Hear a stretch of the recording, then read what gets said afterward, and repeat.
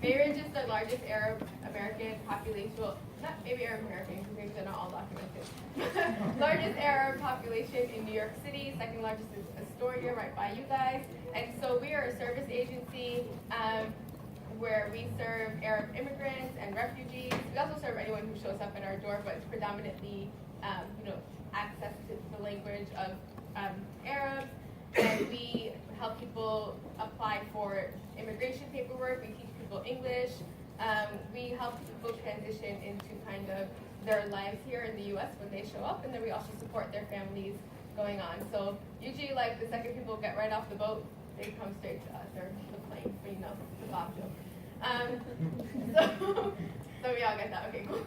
And then we also do advocacy. So some of the things that we do is that we work on citywide, statewide, and national campaigns that serve issues that a lot of Arab Americans or Muslim Americans care about. About 80% of the population that we serve is Muslim, so we oftentimes just include Muslim Americans into the mix of what we're doing. We work on wage reform, police reform, immigration reform, and Islamophobia. So that's just a little bit about us and the work that we do. Today, from my understanding, I was tasked to talk to you guys about Muslim civil rights and like the how Muslims have resisted and fought against Islamophobia, until right now, right? It's been a very, very long journey that the Muslim community has endured, and it actually dates back a lot further than a lot of people may assume, right? So when I say, like, when do you think Islamophobia started in the U.S., when would you say? Post 9/11. Post 9/11? Yeah. That's like a very common answer that, is often said. And then if I say, like, when did Islamophobia start globally? Some of y'all are like, I don't even know, right? And so I don't, when we start to talk about, Islamophobia, obviously we know is like a day-to-day issue that we, are interacting with every single day, that you guys all know about, probably because of the elections, right? About how Muslims have been, treated in the media, through political rhetoric, etc. Muslims definitely living in the United States have been experiencing Islamophobic and oppressive laws, especially in the past 15 years post 9/11. But I want to go back a little bit further because I want to make sure that whatever we're experiencing today, that we're also centering it in the systems that have created it. And so whenever I talk about Islamophobia, I usually start from about the same time that I would start talking about the oppression of Black people, talk about the oppression of indigenous people, and talk about just global oppression in general, right? And I often start with 1492, right? Because we, most of us, when we talk about Columbus, right, coming to the Americas, right, to us, that's a catalyst point where we start to talk about, well, that is when, indigenous people in the Americas were starting to get killed, right, in massive numbers, like entire population civilizations of people killed, right, and people settling on their land, and that's what has formed the modern states, nation states that we live in, and formed also the United States, right?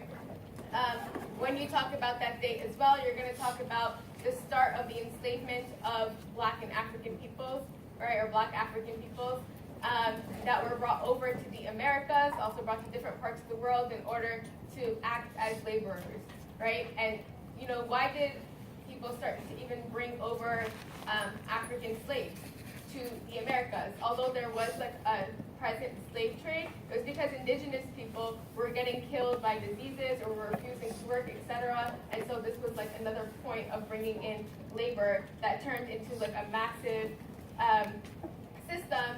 And when we talk about the racial systems that exist today, the racial inequalities that exist today, we have to understand that racism and sexism and classism, etc., the systems that we are enduring today are all part of a historical process, and Islamophobia is also part of that process.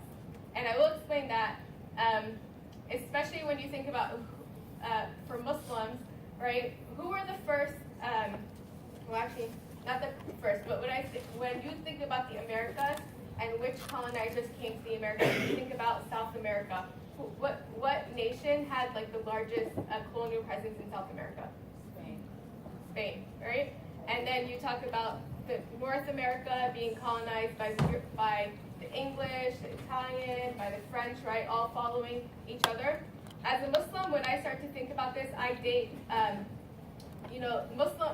Spanish colonization started with the fall of Muslim civilization in Spain, right? And very specifically, the fall of Andalusia and the fall of Granada in Spain, which was majority Muslim civilization at that time, that also had Jews and Christians living under this as a civilization. I'm not necessarily romanticizing it as an amazing, perfectly civil, basic civilization, but it was a civilization, right? And Spanish colonialism started with the fall of Muslim civilization. So some things that need to be understood is that when this happened, the knowledge, first of all, Muslims and Jews who lived at this point, right, this is also the beginning of Islamophobia and the beginning of anti-Semitism. Massive, globally, I'm saying. Not that some things didn't exist before, right? And so Muslims and Jews at this period of time were asked to convert into Christianity, or they would be killed, or they would have to be displaced, right? They would have to leave, right? And massive knowledge that was produced by Muslims, Jews, by people in the civilization, and by Eastern civilizations at this time was then transferred over to the West, right? And used for quote-unquote exploration. I don't like to say the word exploration, right? Because a lot of it was part of conquest, right? And so when you think about how did the Europeans, how were they able to navigate across the seas over to the Americas? They were using knowledge and technology, scientific technology that was produced under these civilizations. Whether that was from Muslim civilizations or what Muslim civilizations had learned from other parts of the world, right? All brought into like these centers of knowledge that was transferred. Also, if you look at historically at Columbus coming over to the Americas, there is historic narrative of Morenos and Moriscos, which were undercover Jews and Muslims who, were pretending to be Christian in order to, because it was the Spanish Inquisition and people had to convert to Catholicism or they would be, persecuted at that time. And so they were also on the ships with Columbus and they were helping him navigate over to the Americas, right? And so it's really important to center this because this was, for me, the beginning of resistance or like a civil rights movement against Islamophobia was the people's resistance at that time against Spanish colonization, right, of even Europe and then over to the Americas, right? And there's narratives of Muslims coming over to the Americas and them also like kind of rebelling or kind of running away in the Americas from the persecution in Spain. Secondly, I would center this when we talk about slavery.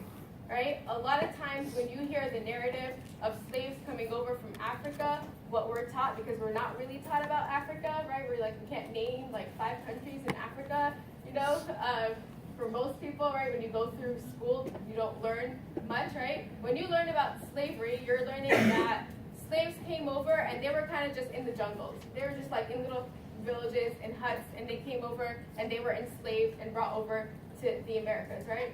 And that's not the story, right? Because, this was a massive depletion of the entire continent of Africa, but I want to focus it on Islamophobia. Firstly, 1/3, people say 30% to 1/3 of the population of slaves that came over to the Americas were Muslim. And not only were they Muslim, they came from extremely sophisticated Muslim civilizations that were centers of knowledge around the world, that were centers of knowledge globally, especially during the time of medieval or dark ages in Europe, right? That we spend months and months learning about when you're in school, right? During this time, there were thriving civilizations in Timbuktu, in Mali, in Ghana that were there, and many of these people were also taken over as slaves into the Americas. And they were part of slave rebellions in the Americas. Right? If you research slave rebellions, there were many accounts of Muslim slaves being involved in rebellions, oftentimes because they were extremely literate and they were, part of their society in Africa and then brought over and enslaved in the Americas. And so obviously there was a reaction to their enslavement. one of the really interesting stories, I keep on teaching about this because I just learned it and I think it's amazing. There's a professor, his name is Rudolph Ware. He teaches in UMich. I think, yeah, somebody's from there, one of my colleagues. Okay, so he teaches in the University of Michigan, and he tells this story about Muslims who rebelled in the Americas and rebelled against slavery. And the reason that they rebelled was because Muslims who had memorized the Quran were being taken over and enslaved, and society in, I believe it was in Senegal, the Senegalese society rebelled against this because they did not accept that people who were like religious scholars were enslaved, because the Quran was held in such high regard to that society that like when Muslims who had memorized the Quran were enslaved, there would be slave rebellions because of that. And he gives this whole narrative of that account. So I think it's really important for us to realize that Islamophobia is a historical process of discrimination, of racism towards a group of people. It is in tandem with other historical processes of racism, sexism, etc., that we are still entrenched in until today. And Islamophobia is part of the enslavement system in the United States, in the Americas, because part of the enslavement system was to change people's entire identities and to take away their name, their knowledge, etc., any part of their humanity in order to enslave them. You know, people don't just accept slavery, right? And so, especially for people who came from, very sophisticated civilizations, and I would argue that all of the civilizations that they came from were sophisticated civilizations. People were not just hanging off like trees and living, like Neanderthals when they were enslaved, right? This is part of the process of racism that came into the Americas. And when you even think about the Muslim community in the United States, a lot of times we bring this narrative, right, of like for myself, I'm an Arab American, right? So my narrative is like my parents came here 25 years ago, right? There's a narrative of a lot of South Asian or Arab Muslims coming over in the 70s, in the 80s. This is part of like the brain drain, which is part of the U.S. trying to bring in people who are engineers, etc., from other parts of the world into the U.S. to solidify their knowledge base, right? But the narrative of Muslims is not just an immigration narrative. It's not just people coming over in the 70s or 60s, 70s, and the 80s. Because Muslims were part of civil rights movements in the United States. Black Muslims were part of the civil rights movements in the United States way before many immigrants had came to the United States. And when you think about the Nation of Islam, or when you think about people like Malcolm X, or the movements that they added to, they were part of the civil rights movements. They were, working in tandem with the Black Panthers. They were all part of resistance that was happening in the 60s and 70s. If you look at New York City, we have over 200 mosques in New York City. A huge percentage of those mosques are Nation of Islam mosques that were started in the 60s and 70s. And they were, just like rooms. And if you ever go to them, they're kind of just like very small buildings that people rented out. So, and there are Nation of Islam mosques all over the country. And these mosques were established to resist against the racism and the inequalities in our society. That's why they provided services. Like they would provide people breakfast, they would provide people community services at that time. So Islamophobia and Muslim civil rights against Islamophobia is in tandem with the civil rights movement that occurred in the United States. Muslims had a presence here in the United States way before 9/11 and were repressed against way before 9/11, because Muslims are not just Arab or South Asian, etc., immigrants who came to the United States. And although 9/11 policies very much focus on certain groups, right? There's a large percentage of Muslims in the United States who are Black Muslims, who were not just facing Islamophobia, but we're also facing anti-Black racism and fighting against that. And I always want to make sure to center that, because I think a lot of times when we talk about Islamophobia, we just start at the point of 9/11, and it's really important to bring in the historical process that is part of this system. So secondly, we can move into post 9/11. and what happened. And I also just want to say that, like, if you want to look at even anti-Arab or anti-Muslim sentiment that we talk about in the media, etc., there are movies in the 80s, in the 70s, and the 80s that depict Muslims, Arabs, etc., as barbaric, etc. This is like part of the process of Orientalism. So all of this existed post 9/11 as well in the media, in the news. There were different crises that happened before 9/11, like the Iran hostage crisis that happened, the Gulf War, etc., where if there were Muslims in the United States, there was still discrimination against them because of these other reasons, etc. All right, well, if you want to talk about 9/11, I don't know, how many of you guys, how old were you guys during 9/11? Give me some ages.